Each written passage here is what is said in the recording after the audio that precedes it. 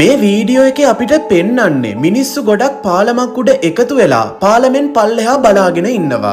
මේ වීඩියෝ එක රෙකෝඩ් කරන කෙනා පාලමෙන් පල්ලෙහා තියෙන දේ අපිට පෙන්වන්නේ නම් නැහැ.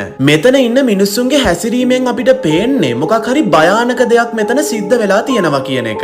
අපිට බැලූ බැල්මට නම් පේන්නේ මොකක් හරි ඇක්සිඩන්ට් එකක් වගේ. හැබැයි ඔයා මේ වීඩියෝ එක හොඳ අවධානයෙන් බැලුවොත් ඇක්සිඩන්ට් එකකට වැඩිය දෙයක්, හරිම භයානක දෙයක් මෙතන තියෙනවා. ටික දවසකට පස්සේ මේ ඇක්සිඩන්ට් එකේ CCTV ෆුටේජ් එකක් සමාජ මාධ්‍යවලට දාලා තියෙනවා. මේ වීඩියෝ එක බලන ගමන් වීඩියෝ එකට ලයික් එකකුත් දාන්න අමතක කරන්න එපා.